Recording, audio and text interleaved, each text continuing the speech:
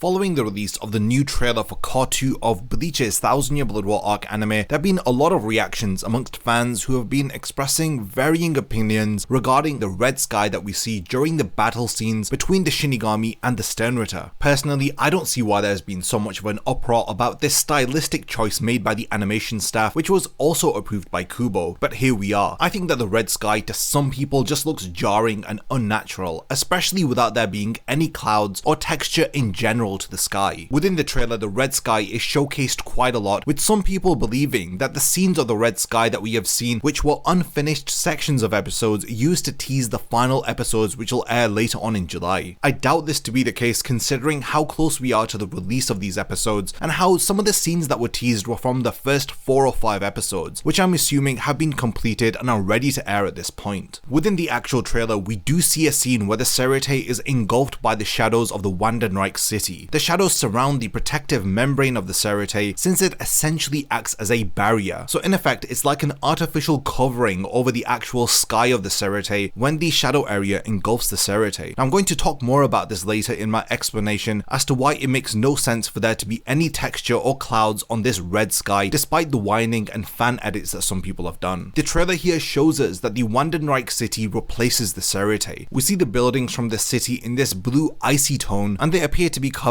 with this frozen ice. It's evident that most of the whining about the red sky stems from the misunderstandings that fans have about what had happened to the Seireitei and why the structures of the Seireitei have been altered and swapped with the Wandenreich city. After the Quincy had lost the war against the Shinigami 1000 years ago, they had escaped from the human world into the Seireitei. They were in fact hiding amongst the Shinigami but in a separate realm, a place where they would least suspect the Quincy to escape to and where the Shinigami would be most unguarded from. Now because the Quincy are able to completely manipulate reishi, they use the reishi within the Seireitei to create a space or a realm within the shadows of the Seireitei. Now this had become the Wandenreich city, the home of the appropriately named invisible empire of Yhwach. Their plan was to utilize the abundant amount of reishi within the Soul Society as their main source of power in order to restore themselves over the 1000 years following their defeat. They had waited and bided their time and gathered power in order to counter the Shinigami when the time was right. Following the end of the Fate Karakura Town arc, the Wandenreich had conquered Hueco Mundo and had captured Tia Haribel and had enlisted several Arrancar into their army. The Wandenreich are housed within a building called Silburn, which is located at the center and surrounded by a large city the size of the Seireitei. And of course, all of this is located within the Shadow Realm. During Cour 2 of the 1000 Year Blood War arc anime, the Seireitei is swapped out and replaced by the Shadow area that completely covers the protective membrane of the Seireitei, giving this effect of them fighting under a red dome or a full sky. This is the stylistic choice that Taguchi and the anime staff have gone with, and I don't think that they would have done this without the approval of Kubo, and if they didn't think that it would have been better than just a dull grey sky, which is what we had seen within the manga. Some fans have tried to correct what they call a bland red sky, but with varying degrees of success, and in my opinion the results do appear to be worse. I mean, this example in particular, it doesn't blend well with the other art and animation on screen, because the animation team have tried their best to match up the correct color tone and aesthetic for every element that's been composited onto any particular scene. When you look at scenes from the trailer, the red is in the correct shade, and it casts this amazing reflective light onto the skin and clothing of the characters, as well as the building structures of the Wandenreich city. In the manga, the dome over the Seireitei is drawn to be transparent, so there are scenes where we can see the clouds through the dome, like when Gremmy summons his meteor, or when Hitsugaya and Rangiku are first seen on the battlefield within chapter 549. There are also several other instances within the manga where characters prove that the dome over the Seireitei is in fact transparent, and they can make out the passage of time from the changes that they see in the sky, from being able to see the sun during the day and being able to see when nightfall sets in. Now, people who dislike the red color fall under two groups. The first are people who think that the trailer is unfinished and that the sky will be fixed in the final episodes, while the second group don't think that it will be changed and that the end product just looks too dull, especially if it isn't transparent and you can't see any clouds or textures within the sky. Over on Twitter, people have expressed their dislike for the red sky, thinking that it's just way too bland. Some people even want to send the shots to Taguchi for them to be fixed. There are a lot of people who think that the textures have yet to be applied to the sky and that they will be fixed later on, saying that this is just a temporary background which will be improved for the final airing of the episodes. Others are under the impression that the red sky is just too distracting, especially during battle scenes where there are a lot of movements. Some fans think that the red is just too bright and vibrant and it doesn't match the more muted color color tones of the other stuff on screen, with suggestions being made that a more muted red color would have looked better, or if there was some form of a gradient on the sky, instead of just one tone of red being shown, which people are referring to as just being too dull. Others are referring to how they had perceived the sky to be like within the manga, saying that they had thought that it was black, which, considering the Seireitei was swapped by a shadow area, would have made a lot of sense to be black. However, this would have made the anime appear to be way too dull and muted, removing color from a lot of scenes. And we saw how much backlash there was when people were complaining about Kinpachi vs Unohana appearing to have been way too dark, despite this fight actually having taken place underground in a cave-like area. Thankfully, they didn't give us a black sky for Cour 2 at least, as this would have made things way more worse in my opinion. Now, there is this repeated sentiment across the board from people not liking the red color and thinking that it's just too distracting, and some people are finding themselves looking away from the characters and towards the red sky during specific scenes. Some fans even disliking it, describing it to be too flat and lacking depth. The sentiment from fans who don't like it is that they want it to be more transparent instead of just a singular muted color, regardless of thematic relevance or stylistic preference. Even on screen here, you can see somebody who's gone back and redone the entire trailer, replacing the red color with grey, which in my opinion just makes it look so dull, and it loses that amazing contrast that you have between the red and the blue colors. People online have also been defending Taguchi and the anime team's stylistic choice by stating that the dome over the Seireitei isn't necessarily a sky, but a dome like I had described earlier. In the manga, we did see the characters explain how the sky is transparent and clouds are visible to them in some depictions within the manga, but people understand that the red sky is a stylistic choice by the anime staff. Some fans are saying that the red sky fits the aesthetic and tone of the 1000-Year Blood War arc, as it's supposed to be red and bloody in tone, and that the color red encapsulates this, and by including it so strongly within the visuals, it's a great way to pay homage to the themes of the story. And while yes, it does look different to what we are used to, it does also look very distinctive, providing us with some insane visuals. Over the duration of Cour 2, I do hope that people will get used to it and understand the reasoning behind this choice of sky color. Again, more people are emphasizing the fact that this isn't the sky over the Seireitei, but a ceiling of red created by a dome of red, which is a result of the entire area within the Seireitei's protective barrier being replaced by the shadow realm of the Quincy. Other fans have said that they personally enjoy the contrast that the red brings out, again emphasizing that red is symbolic of blood and it gives us an apocalyptic feeling for the Soul Society. Several people seem to agree with this sentiment of the mood and tone for Cour 2 being complemented by the red sky. Now, the choice to give a red sky appears to be in line with the negative space effect in scenes like the Sternritter gathering around the table, or when Uryu, Hashward and Yuobak first appear from behind during the start of the second invasion, as the red color just adds this sinister vibe and it really matches the visuals, especially with the red light reflections against their hair and cloaks. There is a lot of praise about how the red sky complements the blue buildings of the Wandenreich city, and the contrast between the dark and cooler colors makes the visuals look more beautiful, with some saying that this contrast will make the characters stand out even more during action scenes. Some people do think that each core of the anime will have a different theme that is represented by a different color. Cour 1 had heavy emphasis placed upon the pink color, and similarly we see this with the color red in Cour 2. I do wonder if this trend will continue within Cour 3 and 4 of the anime, and in general, a lot of the concerns from fans about the red color appear to be that they won't be able to see the meteor being summoned by Gremmy later on if the dome over the Seireitei is a false sky, which blocks out everything behind it. Now, to reassure fans, we don't know if the sky will become more transparent over time, or if the meteor will be depicted to penetrate the protective barrier of the Seireitei. It really does depend on how Taguchi and the anime staff plan to deal with this. So what are your thoughts about this red sky controversy? I've tried to see things from both perspectives, from people who dislike and like this artistic choice from Taguchi and the anime team, and I think that it's best to think of the red sky as a stylistic choice rather than an outright mistake or an error from the animation staff. This stylistic choice was ultimately approved by Kubo. The red color does add a specific ambience over the battles that do take place, and it aligns with the themes of Bleach's final arc, which is riddled with bloody feuds and very dark moments. So with the 1000-Year Blood War arc anime around the corner, what are your thoughts on the red sky based upon everything that we have discussed within this video? Do you like the stylistic choice of Taguchi, or do you think that the red sky is just too dull and distracting? I'd love to read about all of your thoughts in the comments, and lastly, thanks for making it to the end of this video, and I can't wait to see you in my next Bleach video.